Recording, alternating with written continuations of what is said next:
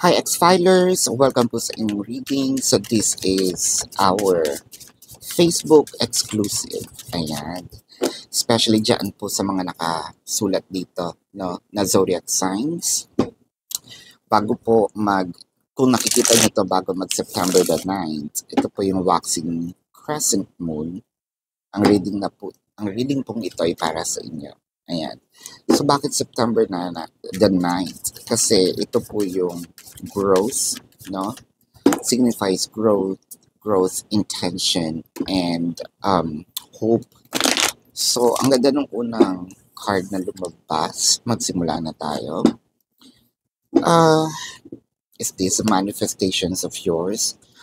Kasi parang sabi mo sa sarili mo, hindi ko na alam, no?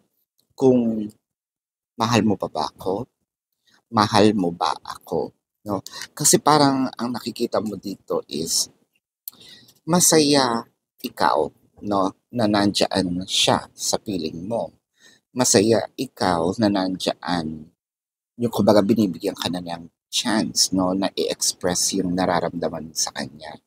Pero ang tanong, masaya ba siyang natatanggap yung mga offers mo, yung gifts mo? Gifts may not be specifically for, sabihin natin na material things lang, no? It could be a gift of time, a gift of effort, no? So kasi parang sa'yo, na-appreciate mo ba? Kasi hindi lang naman ito basta effort lang, no? Galing ito sa puso ko. And sana hindi ito nasasayang dahil ino-offer ko yun sa iyo, no? Kung yun lang yung tanong nyo, oo na, no? That's actually the sagot. So, pwede na kayo umalis. Just kidding. Kasi ang nakikita natin dito parang unti-unting nagsisink in, no, na itong taong ito nakakapagbigay ng time para sa akin. Binibigyan niya ako ng mga, sabihin natin, saya, di ba? Masaya naman kasi na may taong nakaka-appreciate sa'yo. So, na-appreciate ko din naman in reciprocation. Maybe, ito na nga yung part na naguguluhan na ako, na sabi siguro ni person dito, nagte-thank you na lang ba ako? Or nagte-thank you ba ako? O totoong meron na akong nararamdaman? Di ba? Kasi parang, anong ginawa ko para itrato ng ganito kabuti, ganito kaganda, no? Parang feeling ko tuloy, kung babae si person, ang haba-haba ng buhok ko, no? Kung lalaki si person, ako, pogi points, no? Parang siguro meron ditong realization si person na sinasabi niya sa sarili niya. Kung may taong nakaka-appreciate sa akin ng ganyan, bakit ko naman siya, anong reason ko, no? Bakit ko siya lolokohin? Iti-take advantage, no? Kasi kapag ginawa ko yun, baka bauntong, no? At biglang umalis. And I don't want that to happen. So, your first tarot card is the Ten of Cups. Don't tell me na meron ng realization na totoo itong nararamdaman ko. Totoo na itong nararamdaman ko. I cannot fake this. So anong hindrance? The Queen of Cups. So parang ang sinasabi niya dito, worth it ba ako para offeran? Ano naman ang pwede kong gawin kay person, no, para makabawi-bawi? Hindi ko man magawa yung kapantay ng effort niya sa akin. Ano yung pwede kong gawin para sabihin natin kahit papaano masuklian, no? So, Eto na ba talaga ang realization ng iyong happiness? Nine of Pentacles is actually a harvest, meaning you planted your seed, di ba? Totoo naman. Kumbaga, nagtanim tayo ng kabutihan, nagtanim tayo ng pagmamahal, nagtanim tayo ng aruga, no? So, ang nakikita natin dito, this is our time na mag-harvest. Now, truth be told, hindi naman tayo, wag tayo magpaka-plastic na hindi basta mapagsilbihan ko siya, okay na ako doon. Siyempre, no, tanggalin natin yung ka-impokritahan. We are expecting, di ba? We're expecting something in return. Doon siguro papasok yung, it may not be that grand, pero kahit kaunti, no? Yun nga yung sinasabi na sana na-appreciate man lang ako. So,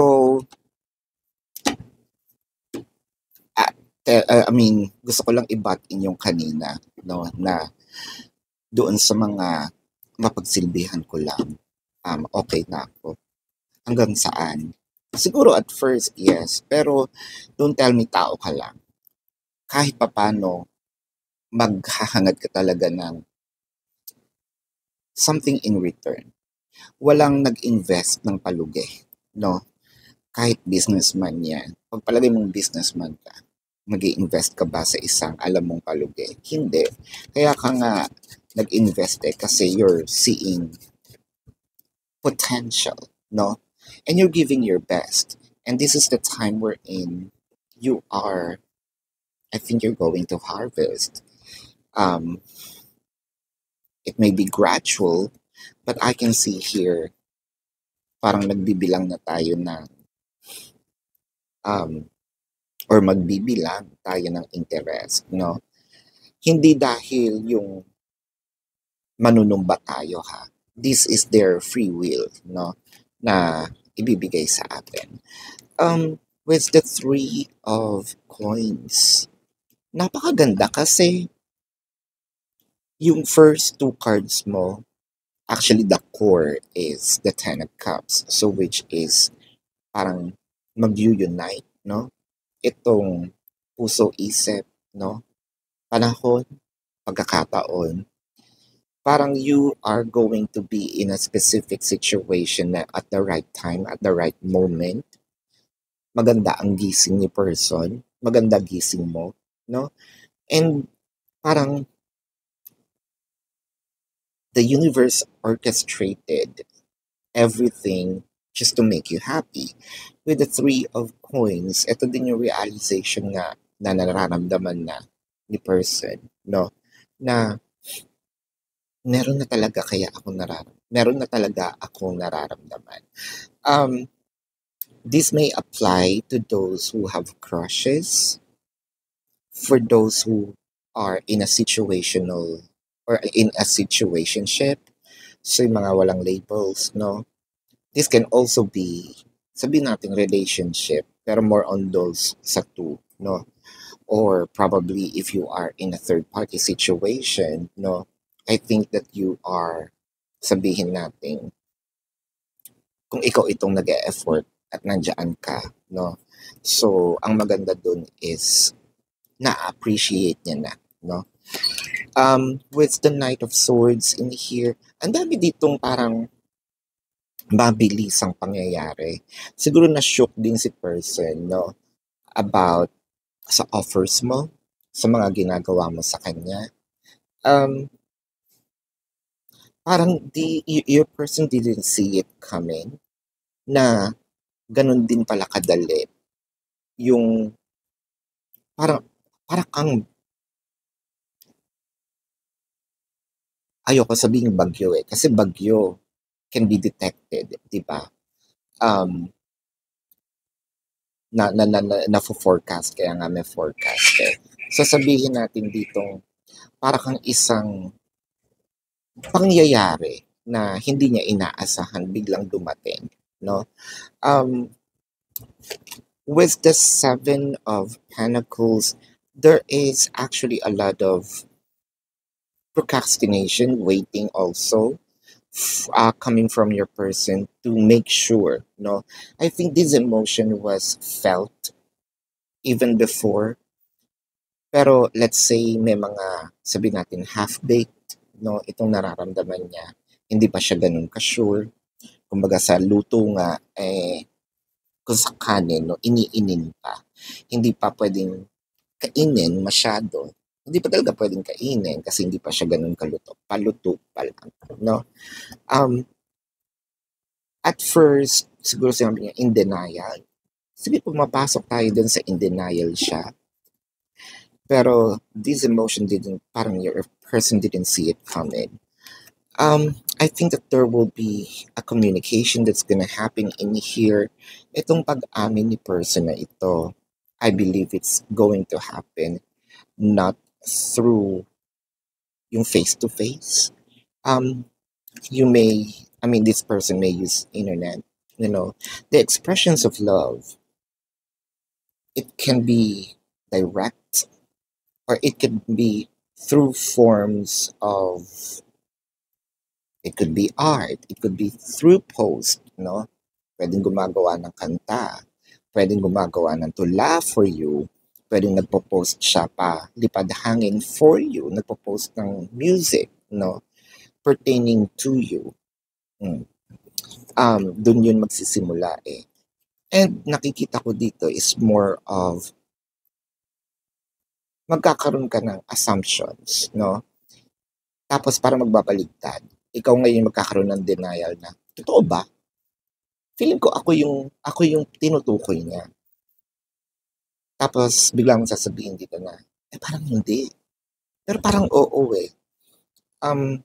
Medyo kinakabahan ka na, bumibilis na yung tibok ng puso mo.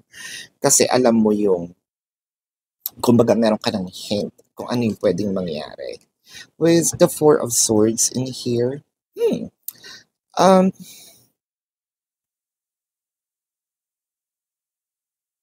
inaantay mo. Malakas din kasi ang iyong no? Kumbaga intuition. Yung mga kutob mo, you are also preparing, chances are.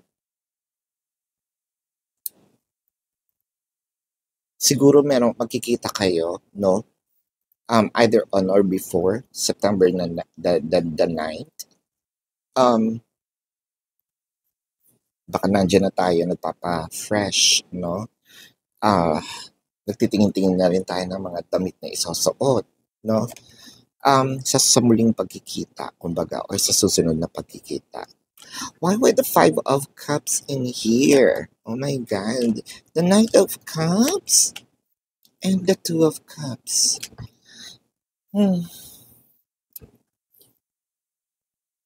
So, nakikita ko dito, nandun eh. Pasabi ni, no? I think our takeaways in here is yung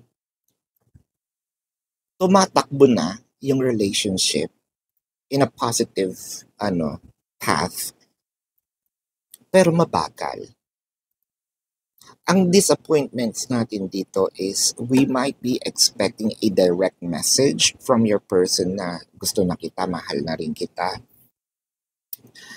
Pero feeling ko meron pa ditong pakipot, torpe, no? Parang natutorpehan pa siya. Nandun eh, konti na lang eh. Alam mo, naiinis ako kasi pwede niya nang sabihin, di ba? Pwede naman niyang sabihin eh. Actually, pwede niya nang sabihin. Pero, mas ginagawa niya sa action. Well, kung titingnan naman natin, sabi nga nila, di ba? Action speaks louder than words. Kasi talk is cheap. So, nandito tayo sa mas lalong kakabog yung puso natin dahil magkakaroon tayo ng mas maraming signs or assumptions na bakit si person medyo nagiging close, nagiging talkative, nagiging kampante dito sa pakikitungo niya sa akin, no? Kung dati nahihiya pa siya, ngayon parang vocal na siya. In a way, sa ibang bagay, hindi lang dun sa pag-amin ng relasyon, mas gusto niya mas nagde-demand siya ng maraming time. Oo, there's something to celebrate, yes. Kasi nga, dumadating na ito. Pero bakit, nanggigigil ako kasi bakit pa pinapatagal? Feeling ko nahihiya rin siya na umamin pa, pero nakikita naman siya sa action. Sana kung naririnig natin siya, nararamdaman natin at the same time, mas bongga, no? Are we going to be happy with yung palalim na relasyon na, yung tumatakbo na siya? Let me know in the comment section. Pero what I am seeing here is this is the opening, the doorway, no? Well, sabi nga dito, growth, diba? And hope. And I think that ipinapakita niya din dito yung intention. So, pasok na siya doon sa moon phase natin, no? By September the 9th. Let's check here the emotion. This could be your person's emotion or your emotion. What's the point of it all? So, sabi ko na, kaya ako naiinis. This is sort of your emotion probably, no? Na, so nandito na naman tayo. Nadagdagan lang yung mga efforts, nadagdagan lang yung mga galawan. Nadagdagan din yung baka mapraning ako ng kakaisip. Sabihin mo na, no? What's the point of all of your actions if you're not going to say it? Tama ba? Let me know sa comment section. And our love is eternal. I think that your person here is, sabihin natin, wanting to put the connection into another level of commitment slowly but surely. Sabagay, aanihin mo nga naman yung sa sobrang, kumbaga, sa sobrang bilis ng kasikatan na din, di ba? Ganon din kabilis malaos.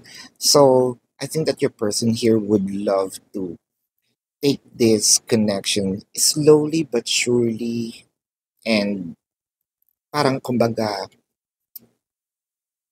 dadating din naman yung point na magiging kayo, no?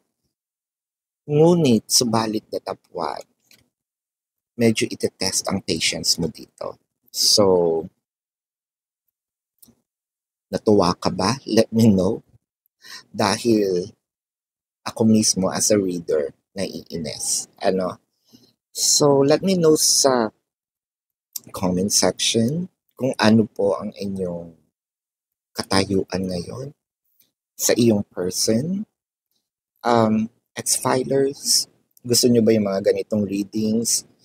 Let me know sa comment section, mag-react kayo. And baka naman, no, kung na-appreciate nyo, you can send gifts po, no, to inspire me to do more readings like this. But anyway, this is your reading, X-Filers. Love and light to you. Namaste. See you po sa susunod na readings. Goodbye.